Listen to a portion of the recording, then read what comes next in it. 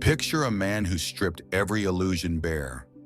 Arthur Schopenhauer, the philosopher who called existence itself suffering. He had an even harsher view of marriages. To marry is to step into a cell willingly. The door closes, and suddenly your rights shrink to shadows, while your duties grow like iron chains on your back. Society sells you fairy tales of happily ever after. But Schopenhauer saw marriage for what it is, a biological trick, a lifetime contract, signed under chemical hypnosis. Look around you. Half of marriages collapse with a 50% divorce rate. The rest limp on in silence. Dead bedrooms, erased identities, quiet desperation behind smiling faces. But here's what nobody tells you about why this happens. According to Schopenhauer, the thing we call love isn't some divine blessing, but it's your DNA hijacking your brain to trick you into reproducing. And marriage is the institution that locks you into that biological programming long after the chemicals wear off. This is Schopenhauer's clarity about the cruelest deception nature ever sold us. Let's start with what you've been sold. Marriage is the ultimate goal, the completion of your life story, the path to lasting happiness and deep fulfillment. Disney movies, romantic comedies, social media, all pushing the same narrative. Find your soulmate, have a wedding, live happily ever after. But Schopenhauer saw through this delusion centuries before social media made it worse. What's the reality of modern marriage? 40 to 50% end in divorce. But that's just the ones brave enough to escape. How many more are trapped in Schopenhauer's legalized misery? Legalized misery means staying together for financial reasons, social pressure, or fear of starting over. Watch married people at restaurants. How many are actually talking? How many are scrolling their phones, avoiding eye contact, existing in parallel rather than together? Schopenhauer predicted this. He understood that marriage forces two fundamentally incompatible things together: the temporary biological drive to pair bond and the permanent legal and social obligation to remain bonded. It's like signing a lifetime gym membership based on how you feel after one good workout. The endorphins fade, the initial motivation disappears, but you're still locked into paying the price day after day, year after year. And there's something even more insidious happening here. Marriage doesn't just fail to deliver happiness, it actively destroys the very qualities that made you attractive in the first place. Your independence becomes codependence. Your mystery becomes familiarity. Your passion becomes routine. But most people don't see this coming because they don't understand what love actually is. Here's Schopenhauer's most devastating insight. Falling in love isn't spiritual, it's biological warfare against your rational mind. All love, however, wears the mask of heaven, is rooted in the dirt of sexual impulse alone. This isn't romantic, but it's true. What you call chemistry is literally chemistry: dopamine, oxytocin, serotonin flooding your brain to override your logical decision-making processes. Your DNA doesn't care about your happiness. It cares about reproduction, and it will hijack your consciousness to achieve that goal. Think about how irrational people become when they're in love. They ignore red flags. They make life-changing decisions based on feelings. They promise forever based on temporary brain states. They commit their entire future to someone they've known for months. Schopenhauer called this the will to live, manipulating individuals for the species' benefit. Your personal happiness is irrelevant to evolution. You're just a vehicle for genetic transmission. And love is the drug that makes you cooperate with this process willingly. But here's where it gets really cruel. Once the biological purpose is served, once you're locked into the marriage contract, the chemicals that created love naturally diminish. The passion fades, the obsession ends, the magic disappears. Now you're left with the reality. Two people who may not actually be compatible, locked into a legal and social arrangement based on a temporary brain state that no longer exists. And this is where Schopenhauer's pessimism becomes prophetic. He predicted that most marriages would become exercises in mutual tolerance at best, active suffering at worst. Not because people are evil, but because the foundation, romantic love, is built on quicksand.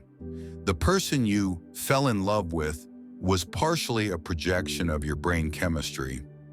When that chemistry normalizes, you discover you're married to a stranger, someone with different values, different goals, different ways of being, someone you might not even like if you met them today, which brings us to marriage's most devastating cost. The emptier the mind, the louder the noise it craves, but the sharper the mind, the more it seeks silence. For only in silence does thought sharpen like a blade. Schopenhauer wasn't just talking about sound. He was describing the mental chaos that comes from sharing your life with another person. Here's the untold truth about marriage. Every decision becomes a negotiation. Every preference becomes a compromise. Every desire must be filtered through someone else's needs, moods, and opinions. Where to live, how to spend money, what to do on weekends, whether to have children, how to raise them, which friends to see, what shows to watch, when to go to bed, what temperature to keep the house. Your life is no longer your own. Schopenhauer understood that mental freedom requires actual freedom. The philosopher needs solitude to think clearly. The artist needs space to create authentically. The individual needs autonomy to become who they're meant to be. But marriage demands the opposite: constant consultation, perpetual consideration of another person's feelings, the death of spontaneity in favor of coordination. And it gets worse over time. What starts as voluntary accommodation becomes expected sacrifice. Your partner doesn't just want consideration, they demand it. Your independence becomes selfishness. Your need for space becomes rejection. The very qualities that made you attractive, your independence, your passion for your own life, your mysterious autonomy, are gradually eroded by the daily demands of partnership. Schopenhauer saw this as psychological suicide. A man can be himself only so long as he is alone, and if he does not love solitude, he will not love freedom, for it is only when he is alone that he is really free. But marriage makes solitude selfish and freedom threatening. Your need for alone time becomes evidence that something's wrong with the relationship. Your desire to pursue individual goals becomes abandonment. Your very essence becomes a problem to be solved rather than a gift to be celebrated. And there's something even more sinister about how this happens. It's gradual, imperceptible. You don't notice your world shrinking until you realize you can't remember the last time you made a decision without considering someone else's reaction. You become half a person trying to be part of a whole when you were already complete to begin with. Which brings us to what you lose in the process. Arthur Schopenhauer spent his life alone, and it made him one of history's greatest philosophers. His solitude wasn't isolation, it was intellectual freedom. A precondition for reading good books is not reading bad ones, for life is short.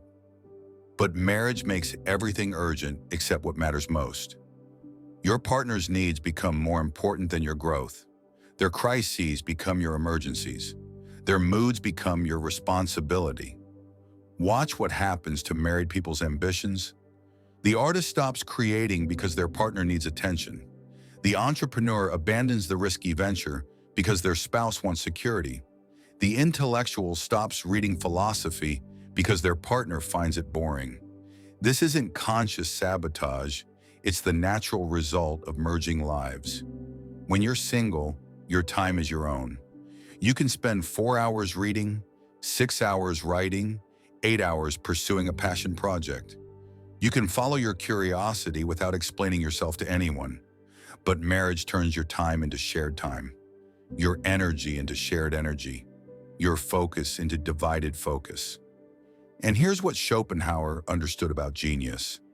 It requires selfishness, not cruelty, but the fierce protection of your inner life, the willingness to prioritize your growth over others' comfort, the courage to disappoint people who want you to be smaller than you are. Talent hits a target no one else can hit. Genius hits a target no one else can see. But marriage demands you aim for targets everyone can see. Conventional success, social respectability, shared goals that represent the lowest common denominator of both partners' dreams. The married person becomes a committee, every decision filtered through multiple perspectives, watered down by compromise, delayed by consultation. Meanwhile, the single person moves with the speed of individual clarity. This is why so many of history's greatest minds remained unmarried. Nietzsche, Kant, Beethoven, Newton, Tesla. They understood that extraordinary achievement requires extraordinary focus, and extraordinary focus requires freedom from ordinary obligations. But there's an even deeper cost to marriage that most people never consider. All satisfaction, or what is commonly called happiness, is really and essentially always negative only, and never positive. Schopenhauer understood that happiness is mainly the absence of suffering, and marriage, he observed, is a guaranteed source of continuous, low-level suffering. Not dramatic suffering, something worse. The quiet erosion of peace through constant emotional maintenance, the death by 1,000 compromises, the slow strangulation of joy through routine conflict. Modern psychology confirms what Schopenhauer suspected. Married people report higher levels of stress, anxiety, and depression than single people. They sleep worse. They have less energy. They experience more chronic health problems. Why? Because emotional labor never ends. You become responsible not just for your own emotional state, but for managing, soothing, and accommodating someone else's. Their bad day becomes your problem. Their insecurities become your responsibility. Their happiness becomes your job. And here's the cruel paradox. The more you try to make your spouse happy, the more impossible the task becomes. Because happiness can't be outsourced. It can't be provided by another person. It can only be generated from within. But marriage creates the illusion that your partner's happiness is your responsibility and vice versa. This leads to endless cycles of blame, guilt, and resentment. Schopenhauer called this the hedgehog's dilemma. Two hedgehogs trying to stay warm will get close enough to share heat but poke each other with their quills. They'll move apart to avoid pain but then get cold. They spend their lives in this dance of intimacy and distance, never finding the perfect balance. This is marriage in a nutshell. Too close and you hurt each other. Too distant and you feel disconnected. There's no sustainable middle ground because you're trying to solve a biological problem with a social institution, and it gets worse over time. What starts as passionate love becomes familiar irritation. The cute quirks become annoying habits. The mysterious becomes predictable. The exciting becomes routine. But society keeps telling you this is real love. The death of passion is called maturity. The loss of excitement is called stability. The erosion of joy is called commitment. Schopenhauer saw through these euphemisms. He understood that what people call lasting love is often just two people who've given up on the possibility of genuine happiness and settled for familiar misery. A man can be himself only so long as he is alone. This isn't anti-social misanthropy. This is the recognition that authentic selfhood requires space to breathe, think, and exist without constant negotiation. But our culture has demonized solitude. Being alone is seen as failure. Choosing solitude is seen as selfishness. Preferring your own company is seen as pathology. Yet history's greatest minds understood something different. Solitude isn't the absence of connection, it's the presence of yourself. It's the opportunity to develop your own thoughts without the constant influence of someone else's opinions, moods, and needs. Schopenhauer's most productive years were his most solitary. While his contemporaries were managing marriages, raising children, and attending social obligations, he was revolutionizing philosophy. He was exploring the deepest questions of human existence. He was creating work that would outlast every marriage of his era. The present moment is the only reality, but marriage keeps you trapped in planning for a shared future or managing the consequences of a shared past.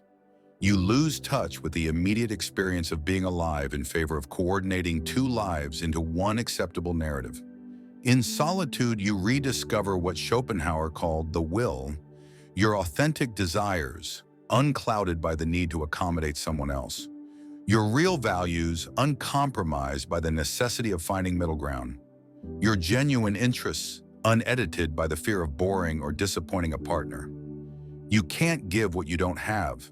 You can't love others authentically if you don't know yourself completely. You can't contribute to the world if you're constantly diluting your energy through the management of one person's expectations. The wise have always said the same things, and fools, who are the majority, have always done just the opposite. And what do the wise understand about relationships? That they work best between two complete people, not two halves seeking completion. That love flourishes in freedom, not captivity. That the best partnerships are between individuals who choose to share their fullness, not their emptiness. But this level of completeness can only be developed in solitude, where you learn to entertain yourself, where you discover what you actually think about things, where you develop the inner resources that make you interesting, rather than depending on someone else to make you feel interesting. The man who walks alone walks faster and freer. This isn't a consolation prize for people who can't find love. This is recognition of the superior path for those who value authenticity over approval, growth over comfort, truth over fantasy. Marriage is society's attempt to make permanent what nature intended to be temporary. It's civilization's effort to create security in a fundamentally insecure universe. It's the institutionalization of a biological drive that serves a species, not the individual. But you are not a species, you are an individual, with unique gifts, distinct perspectives, specific purposes that can only be fulfilled by you. And fulfilling them requires the kind of focus, freedom, and authenticity that marriage systematically erodes. However, this doesn't mean you can't love or be loved. It means understanding that love is something you experience, not something you capture. It's a temporary state of consciousness, not a permanent arrangement. It's a gift to be appreciated, not a contract to be enforced. And when you understand this, something liberating happens. You stop trying to make permanent what is inherently impermanent.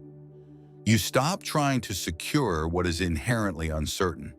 You stop trying to complete yourself through someone else and start experiencing the completeness that was always already there. Schopenhauer called this the cessation of willing. The moment when you stop desperately wanting what you don't have and start appreciating what you are. When you stop seeking happiness outside yourself and start recognizing the peace that exists in the absence of seeking. This is the wisdom of pessimism turned into practical philosophy. Not cynical bitterness about love, but clear-eyed understanding of its true nature. Not hatred of marriage, but recognition of its fundamental incompatibility with human flourishing. So maybe the question isn't, why am I not married? But why would I voluntarily limit my potential? Maybe it's not, when will I find love? But when will I stop looking for completion outside myself? Maybe it's not what's wrong with me, but what's right with a life lived on my own terms.